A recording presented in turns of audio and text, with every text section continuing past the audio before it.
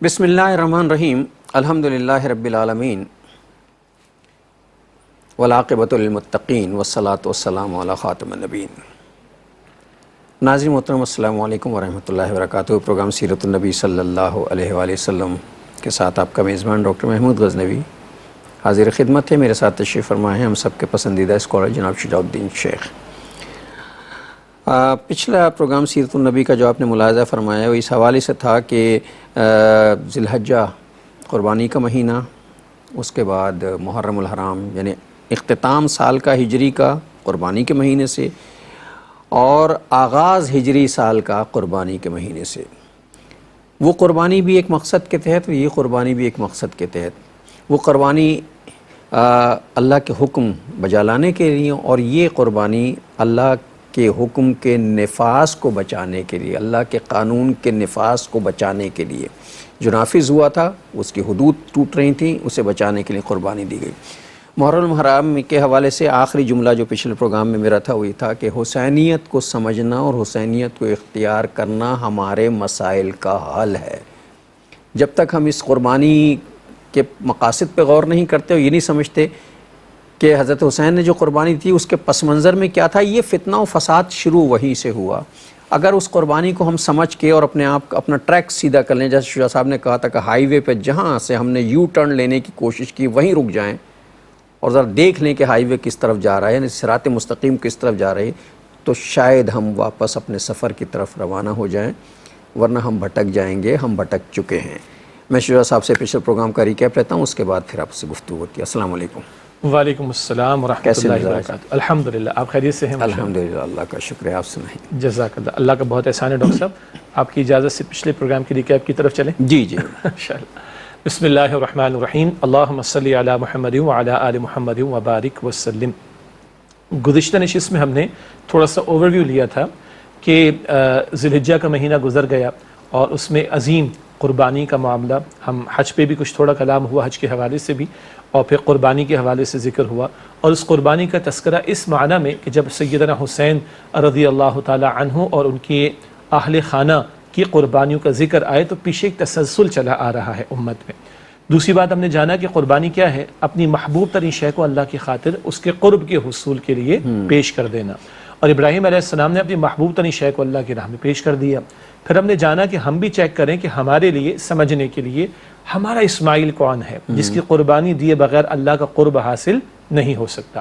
ماہ محرم الحرام کا ذکر آیا، مشہور واقعہ سیدنا حسین رضی اللہ تعالیٰ عنہ کی شہادت کے تعلق سے کلام ہوتا ہے، تو ہم نے پس منظر کو جانا کہ پیچھے ایک تسلسل ہے قربانیوں کا اور شہادتوں کا۔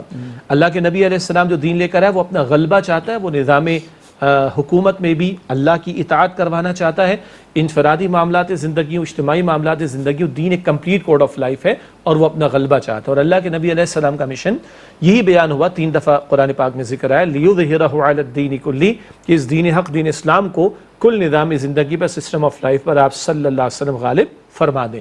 اس کی خاطر حضور نے محنتیں فرمائی ہیں، جد و جہد فرمائی، اسٹرگل فرمائی۔ مکہ مکرمہ کی 13 سال صبر ہی صبر کا دور۔ مدنی دور کو ہم نے دیکھا تو وہاں غزوات کا تسلسل ہے۔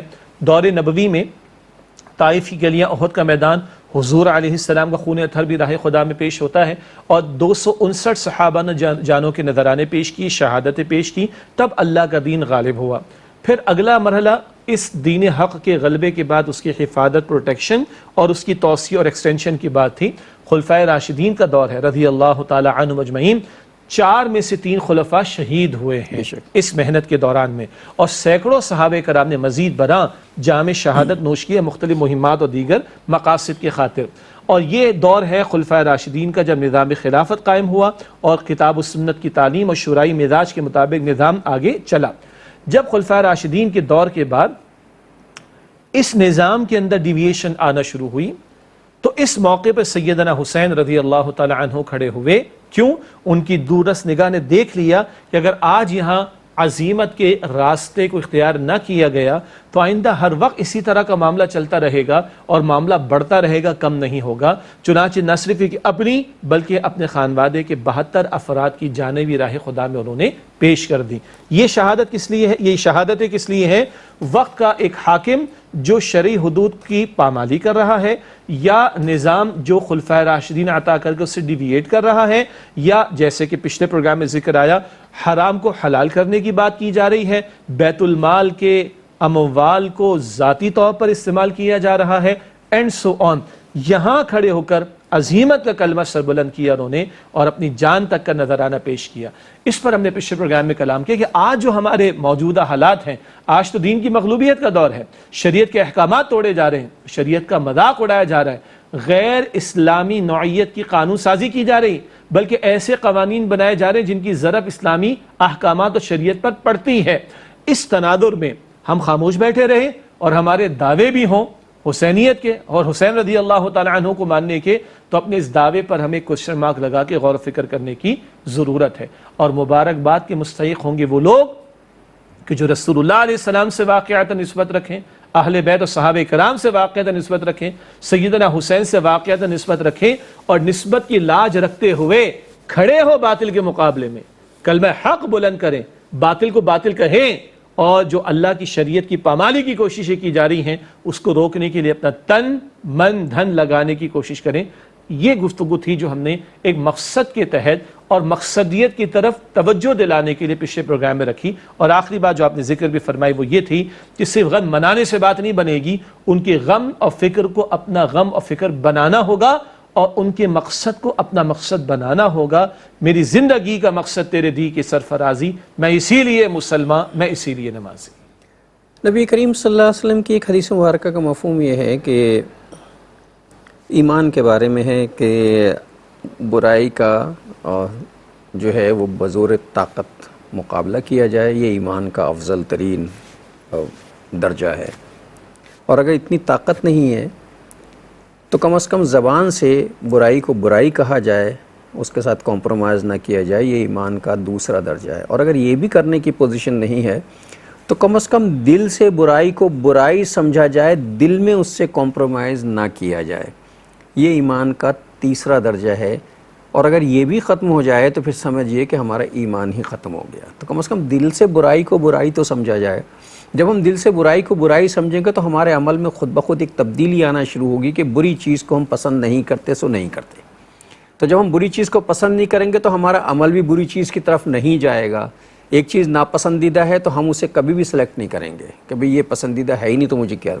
تو یہ کم از کم ضرورت اس بات کی ہے کہ حسینی پروگرام کو، یعنی حسین رضی اللہ تعالیٰ عنہ نے جس چیز کو برا سمجھا تھا ہم بھی اس چیز کو برا سمجھیں، اور انہوں نے جس طرف دور رس نظروں سے دیکھا تھا کہ اس کے نتائج کیا ہوں گے، ان نتائج کو ہم بھی سمجھیں اور اپنے عمل میں تبدیلی لائیں۔ جی، اور اگر اس کو ایک اور بلکہ جو آپ نے بات بیان فرمائی، میں چاہتا ہوں وہ حدیث مبارک بھی ہمارے سامنے آ جائے کہ اللہ کے پیارے رسول علیہ السلام نے فرمایا، مسلم شریف کی روایت، کہ من رأى منکم منکرا فلیغیرہ بیدی فإن لم یستطع فبلسانی فإن لم یستطع فبقلبی وذلک اضعف الایمان۔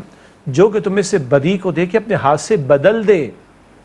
آج تم کمپرومائز کیے بیٹھے، بدل دے اپنے ہاتھ سے۔ اگر ہاتھ کی طاقت نہیں تو زبان سے بدلے، اور زبان سب کے پاس ہے۔ اور آج زبان سے اس لوتھڑے کا نام نہیں جو دو جبڑوں کے درمیان، یہ میڈیا ہے، سوشل ہے، الیکٹرانک ہے، پرنٹ ہے، ڈسکشن ہے، ڈیبیٹ ہے، اینڈ سو آن، یہ سارے ذرائع زبان ہیں آج۔ ان سب کو استعمال کر کے بدی کی بیخ کنی کی کوشش کی جائے۔ تو دوسرا درجہ کیا ہے؟ اگر ہاتھ سے بدلنے کی طاقت نہیں، بدلنا، روکنا فقط نہیں، یغیر تغیر سے، تبدیلی سے، تو زبان سے بدلے۔ اور اگر زبان کی طاقت بھی نہیں تو دل سے برا جانے، لیکن دل سے برا جاننا وذالک اضعف الایمان، یہ ایمان کا کمزور ترین درجہ ہے۔ اور مسلم شریف کی ایک اور روایت ہے، ولیس وراء ذالک من الایمان حبۃ خردل، اس کے بعد تو ایمان رائی کے دانے کے برابر بھی نہیں۔ تو اگر آج برائی محسوس نہیں ہو رہی، اگر برائی بری نہیں لگ رہی، اگر برائی سے کچھ فیلنگز نہیں آ رہی، تو پھر ایمان رائی کے دانے کے برابر بھی نہیں ہے۔ یہ مسلم شریف میں رسول اللہ صلی اللہ علیہ وسلم کا فرمان ہے. یہ جو سیدنا حسین کھڑے ہوئے یہ اسی فریضے کے ادائیگی کے تسلسل میں. اور امت کو کس کام کے لیے کھڑا کیا گیا؟ سورہ آل عمران کی آیت نمبر 110 کا کئی مرتبہ حوالہ آیا، کنتم خیر امت اخرجت للناس تأمرون بالمعروف وتنہون عن المنکر، تم بہترین امت ہو جنہیں لوگوں کے لیے برپا کیا گیا، تم نیکی کا حکم دو گے، تم بدی سے روکو گے. تو امت تو اسی کام کے لیے کھڑی کی گئی. اور امت اگر یہ کام سمجھ ہی نہیں رہی ہے، امت اس کام کی فکر ہی نہیں کر رہی، اس امت کا اس کام کو فراموش کیے بیٹھے اور بدی کو بدی بھی نہ سمجھے، تو پھر امت کہاں رہی؟ اور امت پر پھر اللہ کی رحمت برکتیں کہاں سے آئیں گی؟ کیا میں مرثیہ کہوں اس امت کا حال کیا ہے پوری دنیا کے اندر؟ سب سے بالکل ویسے کوفے کے کہ شخص کو ملازم رکھا ہوا ہے کہ ملازم رکھا ہے کسی کام کے لیے، وہ کام نہیں کر رہا، باقی سب کچھ کر رہا ہے، اور کہہ رہے تنخواہ مجھے پوری دو. تنخواہ پوری مانگ رہا ہے، بس وہی کام نہیں کر رہا. کیسے ملے تنخواہ اس کو؟ کیسے ملے؟ فضیلت کیسے رہے گی؟ بتلخ بات کر رہا ہوں لیکن دو ٹوک بات ہے، حق بات ہے. ہم آج خیر امت پر بڑے خوش ہوتے ہیں. اور یہ خیر امت کے ساتھ وہ ہوتا ہے جو آج پوری دنیا میں مسلمانوں کے ساتھ ہو رہا ہے. جو آج حال ہے مسلمانوں کا، سب سے سستا خون ان کا جو بہتا ہے، بہایا جاتا ہے، جو چاہتا ہے جہاں سے چاہتا ہے مسلمانوں پر حملہ کر دیتا ہے. ہم اپنے بجلی اور گیس کے بل طے کرنے میں آزاد نہیں ہیں. کیسی آزادی ہماری؟ کیسے ہم خیر کے اوپر ہیں؟ ذرا گریبانوں میں ہم جھانکنے کی تو کوشش کریں. وجہ کیا ہے؟ اپنی امت پر قیاس اقوام مغرب سے نہ کر. خاص ہے ترکیب میں قوم رسول ہاشمی. کافر بنے ہوئے تھے فرعون، تو فرعون کو بھی مل گیا، قارون کو بھی مل گیا، حامان لے لو کفر کر کے سارا کچھ. لیکن تم دنیا میں بھی چاہتے ہو کہ اللہ کی رحمت تمہارے شامل حال ہو، تو امت والا کام کرنا پڑے گا. اور امت والا کام صحابہ کرام نے رضی اللہ تعالی عنہ اجمعین نے کر کے دکھایا. حضرت حسین اسی کام کے لیے کھڑے ہوئے. آج امت اس کام کے لیے کھڑی ہوگی تو اللہ کی مدد آئے گی. پھر وہ آیت جو بار بار ہم نے بیان کی ہے، سورہ محمد صلی اللہ علیہ وسلم کی آیت نمبر 7 ہے، ان تنصروا اللہ ینصرکم ویثبت اقدامکم. اگر تم اللہ کی نصرت کرو گے، اس کے دین کی مدد کرو گے، اللہ تمہاری مدد فرمائے گا، نصرت فرمائے گا، تمہارے قدموں کو مضبوطی عطا کرے گا. پچھلے پروگرام کے شروع میں آپ نے ذکر کیا تھا، قدم تو اکھڑ گئے ہمارے. معیشت کا ستیہ ناس، معاشرت کا بگاڑ، سیاست کی تباہی ہے نا، میٹا فزکس کی طرف جانے کو تیار نہیں. تو اللہ کہتے ہیں میرے دین کے ساتھ کمیٹڈ ہوگے، میرے دین کے ساتھ مخلص ہوگے، میں تمہاری مدد کروں گا، تمہارے قدموں کو مضبوطی دے دوں گا. نہ کہیں جہاں میں اما ملی، جو اما ملی تو کہاں ملی. میرے جرم خانہ خراب کو تیرے عفو بندہ نواز میں، اس کے سوا کوئی راستہ ہمارے پاس نہیں. اللہ اور بندے کے درمیان ایک معاملہ ہے، تم میری مدد کرو میں تمہاری مدد کروں گا، تم میرا ذکر کرو میں تمہارا ذکر کروں گا. جو بندہ اللہ کا ذکر کرتا ہے اللہ تعالیٰ اس کا ذکر کرتا ہے. جو اللہ کو یاد رکھتا ہے اللہ اسے یاد رکھتا ہے. اور جو اللہ کی طرف آتا ہے اللہ اس کے لیے راستے کھول دیتا ہے. تو ایک مرتبہ ذرا اس طرف بھی تو توجہ دے کے دیکھی جائے کہ ہم اللہ کا ذکر کرنا شروع کریں، ہم اللہ کی طرف آنا شروع کریں، اللہ تعالیٰ خود بخود ہمارے لیے راستے کھولتا چلا جائے گا.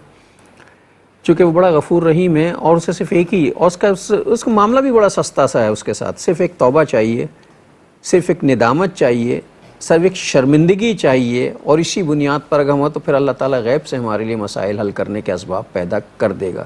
لیکن اندر تبدیل کرنا تو ضروری ہے نا ہونا، وہ نہیں تبدیل ہوتا. وہ ہم تبدیل کرنے کو تیار نہیں ہو رہے بھائی. سبحان اللہ. ایک حدیث چلیں ترغیب کے لیے، بہت مرتبہ بیان ہم نے کی ہے، بخاری شریف میں حدیث قدسی ہے. اللہ تعالیٰ فرماتے ہیں میرا بندہ مجھے دل میں یاد کرے میں بھی دل میں یاد کرتا ہوں. کسی مجلس میں یاد کرتا ہے، مجھ سے بہتر مجلس فرشتوں میں یاد کرتا ہوں. ایک بالشت میری طرف آئے میں ایک ہاتھ بھر اس کی طرف آتا ہوں. ایک ہاتھ بھر میری طرف آئے میں دو ہاتھ بھر اس کی طرف آتا ہوں. وہ چل کر میری طرف آئے میں دوڑ کر اس کی طرف آتا ہوں. لیکن دل میں تو پہلے مجھے یاد کرنا ہے نا، ایک قدم تو مجھے آگے بڑھانا ہے، چلنا تو مجھے ہے. اللہ تعالیٰ کا زبردستی کا معاملہ تو نہیں ہے، اللہ کا قانون ہدایت ہے. اللہ اکبر، قانون ہدایت ہے، جا بجا قرآن پاک میں بیان ہوا.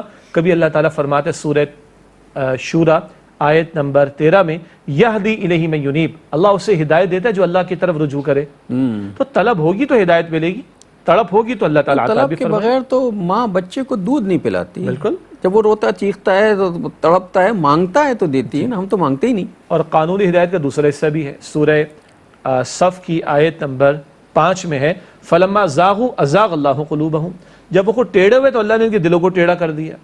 تو جو خود ٹیڑھا ہونے کے لیے طے کر بیٹھا تو اس کو ٹیڑھا پن ہی ملے گا، پھر ہدایت نہیں ملے گی. اور جس میں طلب و تڑپ سچی ہوگی اس کو ہدایت مل جائے گی.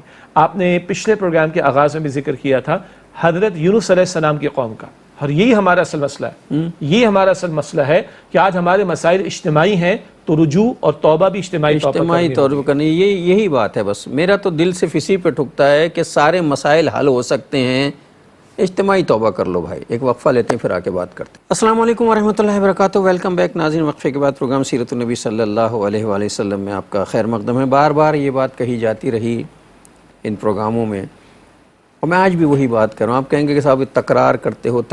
اصل میں بات کوئی تکرار کرنا بعض اوقات ضروری ہوتا ہے کہ کیا کہوں دید تر، یہ تو میرا چہرہ ہے، سنگ کٹ جاتے ہیں پانی کی جہاں دھار گرے.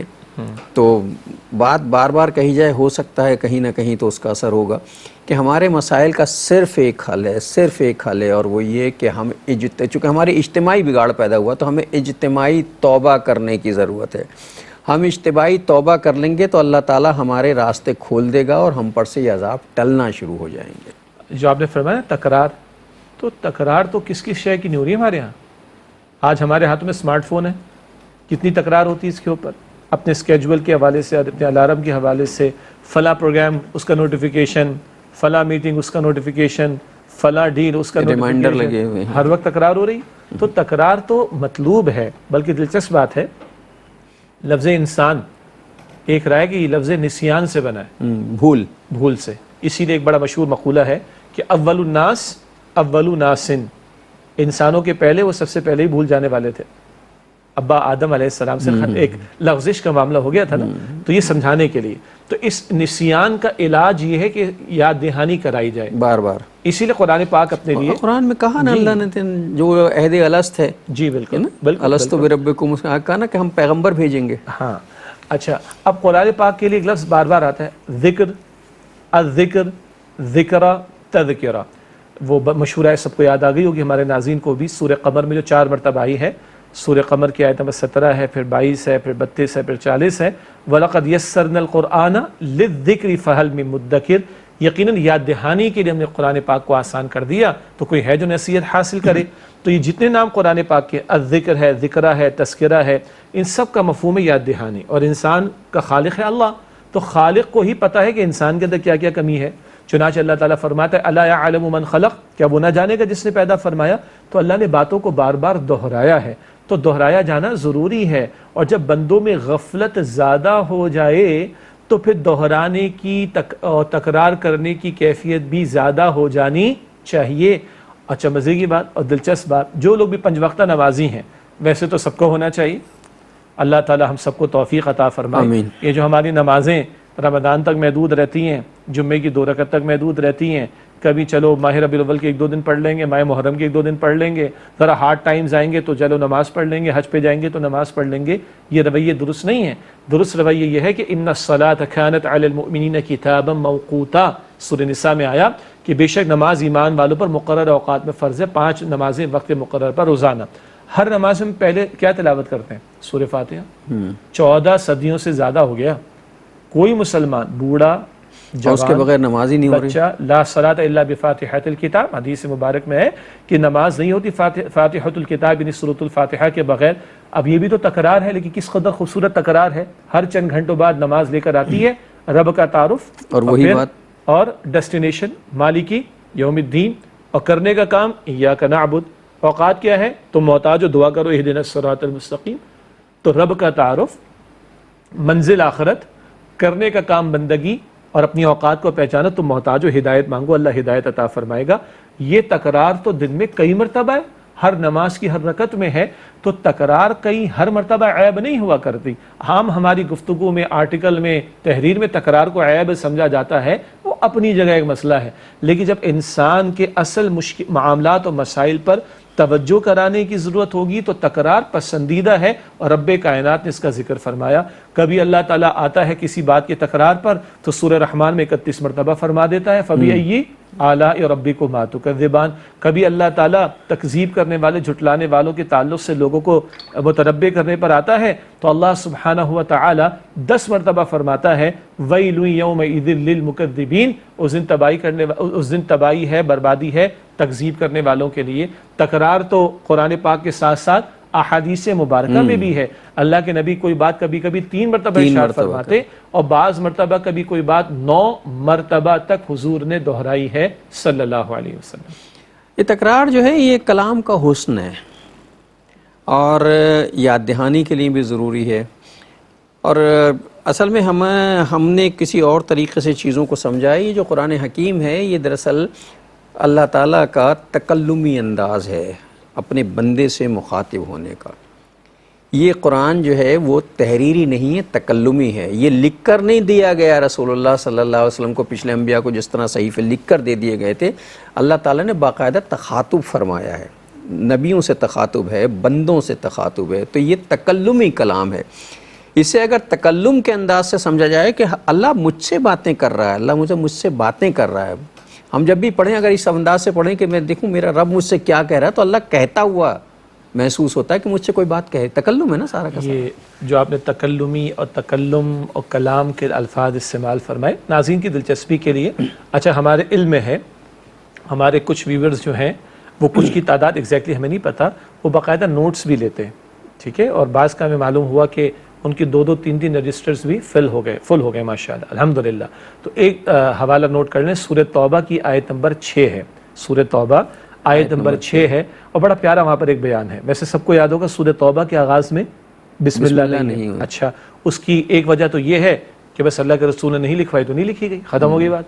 پہلی دلیل. دوسری دلیل، سیدنا علی فرماتے رضی اللہ عنہ کہ اس کے آغاز میں اللہ کے غضب کا بیان ہے، اور رحمان الرحیم اور غضب کا معاملہ وہ میچ ہوتا ہوا نظر نہیں آتا. واللہ اعلم، یہ سیدنا علی رضی اللہ تعالیٰ عنہ کی رائے.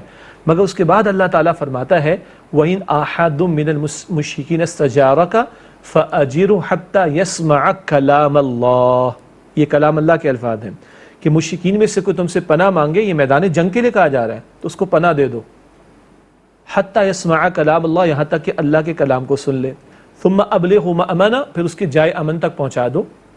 ذَلِكَ بِأَنَّهُمْ قَوْمٌ لَا يَعْلَمُونَ، اس لیے کہ وہ لوگ جو جانتے نہیں ہیں. اللہ کی شان کریمی دیکھیں، سورہ توبہ کی پہلی 5 آیات میں بڑا سخت الٹیمیٹم ہے، 4 مہینے میں ایمان قبول کر لو ورنہ تمہاری گردن اڑائی جائے گی. بہت سخت الفاظ ہیں. اور 6ٹھی آیت میں اللہ تعالیٰ یہ اللہ ہی کے کلام میں توازن ہو سکتا ہے.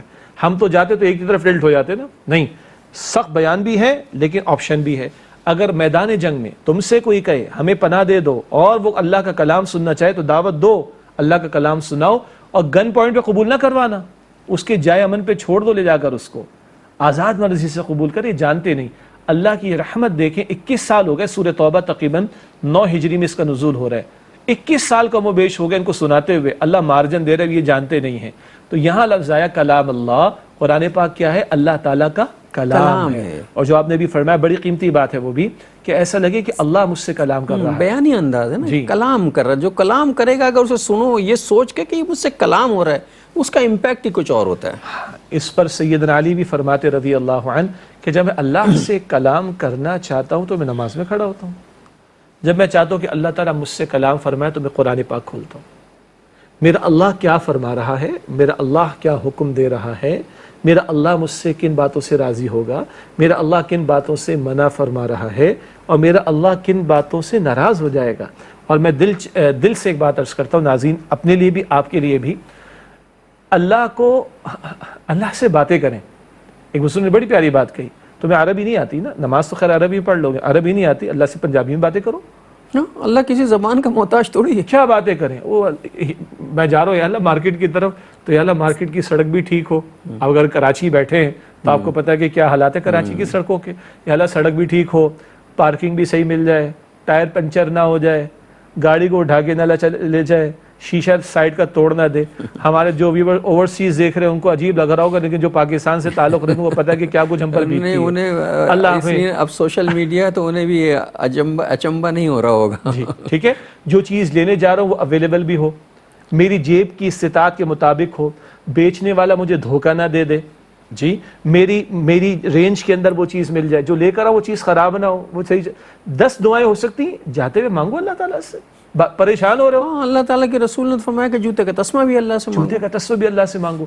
تو ایک ہے اللہ سے یوں گفتگو کرنا، ٹھیک ہے، اور ایک ہے اللہ کے کلام کو اپنے لیے فیل کرنا کہ یہ میرے اور ہے میرے لیے. قرآن پاک کہتا ہے بندوں ہی سے خطاب ہے نا. اور سورہ انبیاء آیت نمبر 10 کئی مرتبہ ہم نے حوالہ دیا، لقد انزلنا الیکم کتابا فیہ ذکرکم افلا تعقلون. یقیناً تمہاری طرف ہم نے کتاب نازل کی جس میں تمہارا ذکر ہے، کیا تم عقل سے کام نہیں لیتے؟ اور میں گارنٹی سے عرض کرتا ہوں جو مشکلات مسائل ہیں یا جو اونچ نیچ گھرانوں میں معاشروں میں ہے، ہم اس کو ذہن میں رکھ کر اللہ کے کلام کو ترجمے کے ساتھ تھوڑا تشریح کے ساتھ پڑھیں. کسی کو 2 دن میں، کسی کو 5 دن میں، کسی کو 50 دن کے بعد کوئی 1-2 آیتیں ملیں گی، اور اس دن میں کہوں گا شجاع الدین دس از فار یو. ڈاکٹر صاحب آپ کہیں گے ہاں دس از فار می. نہیں یہ ہے قرآن پڑھتے جائیں اور اگر اس کا ترجمہ پڑھتے جائیں تو جھٹکے لگتے ہیں کہ یہ تو میرا ذکر ہے، میرا ہی ذکر ہو رہا ہے، جی. یہ تو میرا ہی ذکر ہو رہا ہے. ابھی کسی کو پتہ چل جائے نا کہ فلاں ایک بڑے ادیب ہیں یا فلاں صاحب جو بڑے ادیب ہیں، انہوں نے اپنی کتاب میں یا اپنے تبصرے میں، ایک بڑے مبصر ہیں یا ایک صاحب بڑے تجزیہ ہیں، انہوں نے اپنی کتاب میں آپ کا تذکرہ کیا ہے، ہاں پھر دیکھیے میری تو نیندیں اڑ جاتی ہیں. مجھے بتاؤ وہ کتاب کہاں ہے، کہاں سے ملے گی، کیسے ملے گی. میں ایڑی چوٹی کا زور لگا کے وہ کتاب حاصل کرتا ہوں جس میں میرا تذکرہ ہے. اور تجسس یہ ہوتا ہے کہ پتہ نہیں اچھے لفظوں میں میرا تذکرہ ہوا ہے یا برے لفظوں میں. اور اگر کوئی یہ بھی بتا دے کہ بھئی میں نے پڑھی تھی تمہارا بڑا اچھا تذکرہ ہوا، تو پھر ہم اور تڑپ جاتے ہیں کہ دیکھیں تو بھئی کس نے کیا ہے. کبھی قرآن پڑھتے وقت بھی ہم نے سوچا کہ میرا تذکرہ اس میں موجود ہے، ذرا دیکھیں تو کیا کہا اللہ نے. ہے نا، ہمارے لیے نازل کیا ہے تو میرے لیے نازل کیا ہے. اور اللہ کی قسم مجھے میرے گھر کے حالات، میرے محلے کے معاملات، میرے شہر کی کیفیات، میرے ملک کے معاملات و مسائل، دنیا کے حالات نظر آئیں گے. کسی کو کچھ، کسی کو کم، کسی کو زیادہ، کسی کو 2، کسی کو 6، کسی کو 10 آیات میں نظر آ جائیں گے. کسی کو 6 دن میں، کسی کو ہو سکتا ہے 60 دن میں نظر آ جائیں، کسی کو 3 مہینے کے بعد. اس طلب کے ساتھ اٹ از فار می، یہ میرے لیے، it's a book of guidance, یہ کتاب ہدایت ہے. یہ ہے جس کو اللہ کے نبی صلی اللہ علیہ وسلم نے کھول کھول کر واضح فرمایا ہے، اور اس قرآن کو آپ نے جاری فرمایا ہے، اس قرآن حکیم کے ساتھ تعلق کو مضبوط فرمایا ہے. صحابہ کرام کی بات کر رہا ہوں جو آپ نے تربیت فرمائی ہے، یہ آج ہم مس کرتے ہیں. آج ہم قرآن پاک کو ایک ثواب کی کتاب سمجھتے تھے پہلے، اب ہم اس کو ایصال ثواب کی کتاب سمجھتے ہیں. ثواب کی کتاب تھی، آج ایصال ثواب کی. اتارا زندوں کے لیے گیا تھا، ہم نے مخصوص مردوں کے لیے کر دیا. ایک وقفہ لینے پھر آ کے بات کریں گے. السلام علیکم ورحمۃ اللہ وبرکاتہ. ویلکم بیک ناظرین. وقفے کے بعد پروگرام سیرت النبی صلی اللہ علیہ وآلہ وسلم میں آپ کا خیر مقدم ہے. ناظرین، بات یہ ہو رہی تھی کہ اللہ تعالیٰ نے جو کتاب ہمیں بھیجی وہ ایک زندہ کتاب تھی، اور اس سے قوموں کو زندہ کیا جاتا، انسان کو زندہ کیا جاتا تھا. ہم نے اسے مردوں کی کتاب بنا دیا. یعنی صرف اپنے مردوں کے لیے ایصال ثواب کرتے ہیں، اور میں بھی شامل ہوں. آپ یہ نہ سمجھیے کہ ہم پہ بات ہو رہی ہے، مجھ سمیت بات ہو رہی. میں بھی کوئی بہت زیادہ وہ آپ سے جدا نہیں ہوں، ہماری بھی یہی پوزیشن ہے. اور اللہ تعالیٰ ہمیں ہدایت دے، چونکہ سب سے پہلے اپنے عمل پہ غور کرنا چاہیے، اس کے بعد لوگوں سے بات کرنی چاہیے.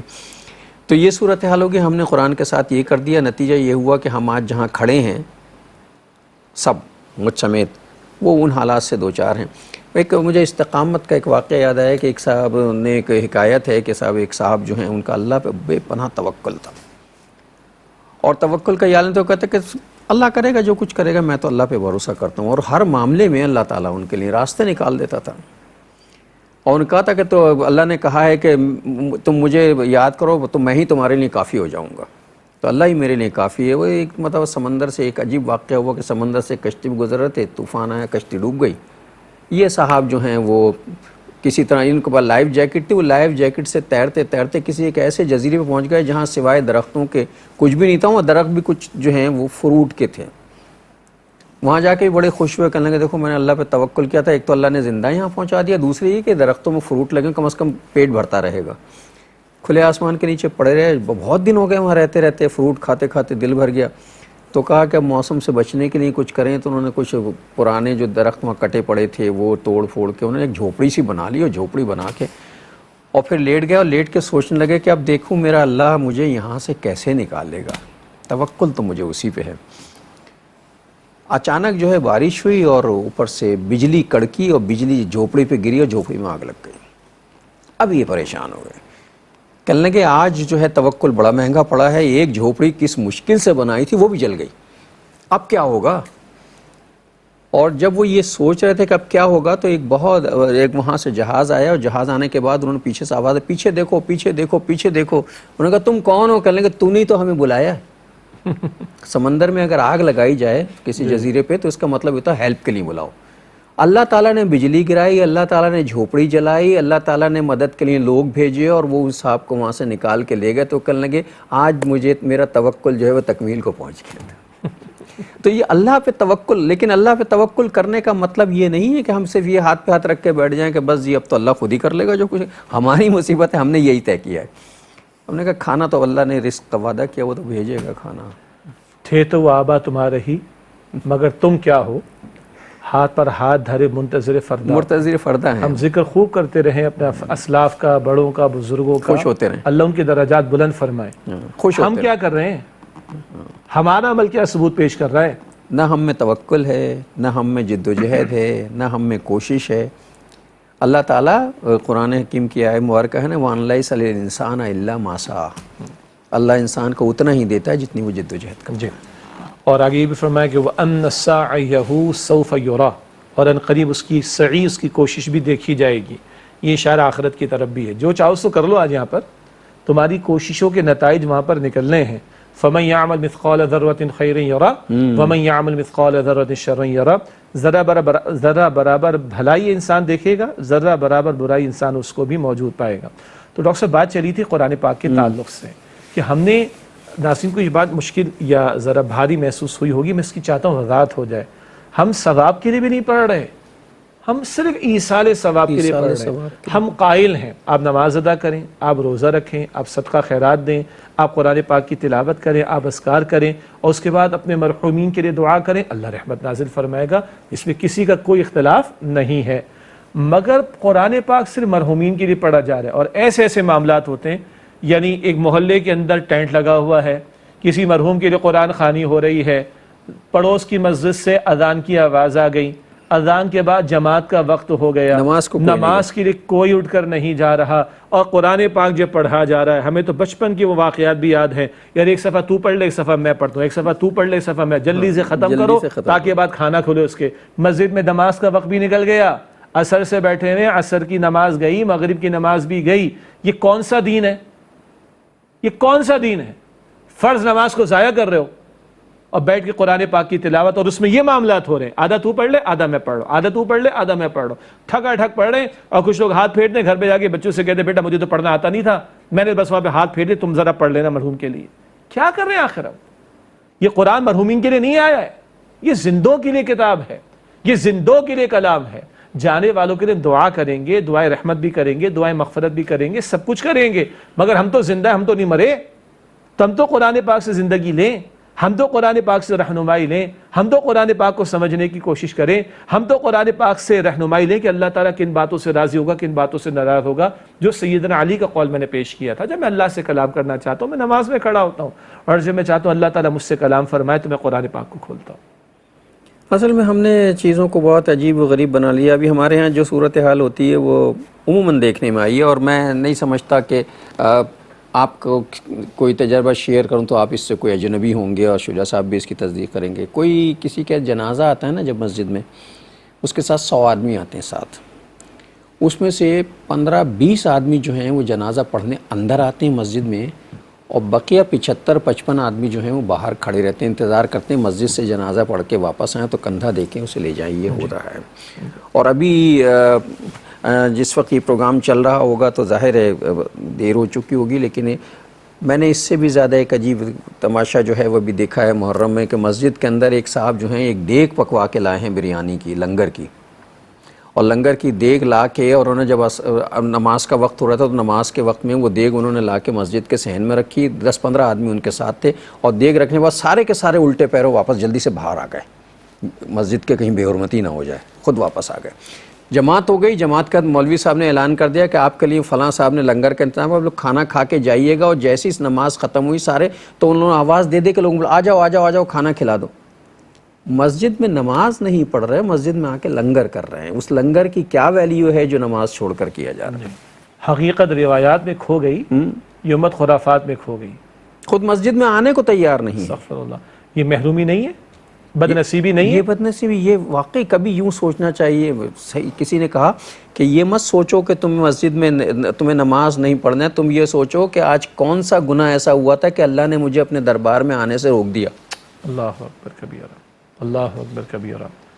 بس وہی ہے، جب اصل کو چھوڑتے ہیں نا تو پھر آدمی، وہی بات جو ہائی وے کی تھی نا پچھلے پروگرام میں، ہائی وے سے صراط مستقیم سے ہٹیں گے تو کبھی ادھر کبھی ادھر در بدر کی ٹھوکریں کھاتے پھریں گے۔ اللہ تعالیٰ ہدایت فرمائے اور ہمیں صراط مستقیم پر استقامت عطا فرمائے، اور جو اصل دین ہے جو اللہ کے رسول قرآن کریم کی صورت میں دے گئے صلی اللہ علیہ وسلم، اپنے اسوہ مبارکہ کی روشنی میں دے گئے، اپنی احادیث سنت کی تعلیم کی روشنی میں دے گئے، جو دین صحابہ کرام رضی اللہ تعالیٰ عنہ اجمعین سے ہمیں منتقل ہوا، پھر آگے پوری امت کی 14 صدیوں کی تاریخ ہے، اپنے اصل کی طرف رجوع کریں۔ فرائض و واجبات پہلے ہیں، حرام سے بچنا پہلے ہے، اور فرائض و واجبات میں سے نماز زکوٰۃ شامل نہیں ہے، پورا ایک پیکج ہے جو دین اسلام نے عطا فرمایا، ڈوز اینڈ ڈونٹس کا، یہ اوامر ہیں، یہ نواہی ہیں، یہ کرنا یہ نہیں کرنا، ان کو معلوم کر کے ان پر عمل درآمد میں لگنا، یہ ہے جو آمنوا وعملوا الصالحات بار بار قرآن پاک نجات کے لیے لازم قرار دیتا ہے۔ اب آپ نے عجیب حکایت بیان فرمایا، مجھے کوئی اچنبھا محسوس نہیں ہو رہا، یہ بالکل ہوا ہوگا کہ نماز میں 10 لوگ ہوں گے اور دیکھ چھوڑنے 15 لوگ آئے ہوں گے، میں اس جماعت میں شامل تھا، اللہ اکبر، اور وہیں پہ دیکھ رکھ رہے ہیں، وہیں پہ بعد میں اسی بریانی بھی مسجد کھائی میں جا رہی دیکھ رکھ رہے ہیں اور وہیں فوراً واپس آ رہے ہیں، نماز ادا نہیں کر رہے ہیں، نماز نہیں پڑھ رہے، جماعت کھڑی ہو چکی ہے، استغفر اللہ رب سمجھے، اور اعلان بھی کروا رہے ہیں مولوی صاحب سے کہ اعلان کر دو کہ ہماری طرف سے وہ کھانا لانے والے بھی اور وہ کھانا کھانے والے بھی، مجھے معاف کیجیے گا ناظرین، اللہ تعالیٰ دونوں کو ہدایت دیکھیے۔ سوچنا چاہیے ان لوگوں کو کہ ہم کیسے بدنصیب ہیں کہ اللہ ہمیں اپنے گھر کی دہلیز پار کرنے کی اجازت نہیں دے رہا، اور اگر ہم آتے بھی ہیں تو ہمیں دھکا دے کے باہر نکال دیتا ہے کہ دیکھ رکھو باہر جا، یہی کیفیت۔ اللہ ہم سب کی حفاظت کرے، اللہ ہم سب کو ہدایت پر رکھے، اور اللہ ہمیں، مثلا اس پروگرام کا مقصد کیا ہے؟ ہماری عقل، ہماری خواہش نہیں، وہ جو تعلیم حضور علیہ الصلوۃ والسلام کے ذریعے سے ملی، وہ جو اقبال نے جواب شکوہ کے آخر میں فرمایا ہے نا کہ کی محمد سے وفا تو نے تو ہم تیرے ہیں، یہ جہاں چیز ہے کیا لوح و قلم تیرے ہیں صلی اللہ علیہ وسلم۔ اور اقبال تو بات کی بات ہے نا، اقبال تو تابع ہو کر بات کر رہا ہے، اللہ فرما رہے لقد کان لکم فی رسول اللہ اسوۃ حسنہ، یقیناً تمہارے لیے رسول اللہ علیہ السلام کی زندگی میں بہترین نمونہ موجود ہے، اور یہ کسوٹی، میں صحیح ٹریک پر ہوں کہ نہیں، میں اپنے معاملات کو سنت کی کسوٹی پہ رکھ کر دیکھ لوں۔ محبت رسول جو ہے وہ بنیادی ایک مسئلہ ہے، دین کی تعلیمات آپ عالم ہیں، بہت بڑے، سب کچھ ہیں، لیکن اگر عشق رسول نہیں ہے اور اطاعت رسول اور محبت رسول، اطاعت رسول کا مطلب محبت رسول ہے کہ اگر رسول سے محبت ہے تو ایک لمحے کے لیے آدمی سوچے گا کہ میرا نبی تو یوں کرتا تھا، اگر میں نے یوں نہیں کیا تو نبی خوش نہیں ہوگا، نبی خوش نہیں ہو تو اللہ تو خوش ہو ہی نہیں سکتا، ممکن ہی نہیں۔ بالکل، وہ اللہ تعالیٰ جب یہ فرما دے کہ من یطع الرسول فقد اطاع اللہ، کہ جو رسول علیہ السلام کی اطاعت کرے گا وہ اللہ کی اطاعت کرے گا، اللہ نے کسوٹی دے دی نا۔ اللہ فرماتا ہے من یطع اللہ ورسولہ فقد فاز فوزا عظیما، سورہ احزاب کے آخر میں ہے کہ جو اللہ اور اس کے رسول کی اطاعت کی روش پر آئے گا وہ عظیم کامیابی حاصل کرے گا۔ تو کامیابی کا ٹریک تو یہ ہے کہ ہم اپنے آپ کو اللہ اور اس کے رسول کے حکم کے تابع کریں، خود بدلتے نہیں، بڑا تلخ جملہ ہے، بڑا تلخ شعر ہے، خود بدلتے نہیں قرآن کو بدل دیتے ہیں، ہوئے کس درجے فقیہان حرم بے توفیق۔ ہم چاہ رہے ہیں کہ دین ہمارے تابع ہو جائے، حالانکہ دین اس لیے عطا ہوا کہ ہم دین کے تابع ہونے کی کوشش کریں۔ اللہ تعالیٰ ناظرین ہمیں ہدایت عطا فرمائے، سب سے پہلے مجھے، ہمیں، اور اس کے بعد ہم سب کو اللہ تعالیٰ ہدایت عطا فرمائے۔ یہ جو باتیں ہم کرتے ہیں اللہ تعالیٰ انہیں ہمارے دل میں بھی اتارے، ہمیں صرف زبان کا غازی نہ رکھے، کردار کا غازی بنائے۔ آج کے پروگرام کا وقت ختم ہو رہا ہے، میں شجاع صاحب سے آج کی حدیث ہدیہ کروا دوں، پھر ہم آپ سے رخصت ہوں گے۔ نبی اکرم صلی اللہ علیہ وسلم نے ارشاد فرمایا کہ من احب سنتی فقد احبنی ومن احبنی کان معی فی الجنہ، جس نے میری سنت یعنی طریقے سے محبت کی، اس نے مجھ سے محبت کی، اور جس نے مجھ سے محبت کی وہ میرے ساتھ جنت میں ہوگا۔ یہ جامع ترمذی شریف کی روایت ہے۔ اللہ اس حدیث کا مجھے، آپ کو، ہمارے ناظرین کو، ہم سب کو مصداق بنائے، آمین یا رب العالمین۔ اور ناظرین محترم، اس کے ساتھ ہی ہمارے آج کے پروگرام کا وقت ختم ہوا۔ اللہ تعالیٰ آپ سب کو اپنی حفظ و امان و عافیت میں رکھے۔ اگلے پروگرام تک کے لیے جناب شجاع الدین شیخ اور اپنے میزبان ڈاکٹر محمود غزنوی کو اجازت دیجیے۔ اللہ نگہبان، والسلام علیکم ورحمۃ اللہ وبرکاتہ۔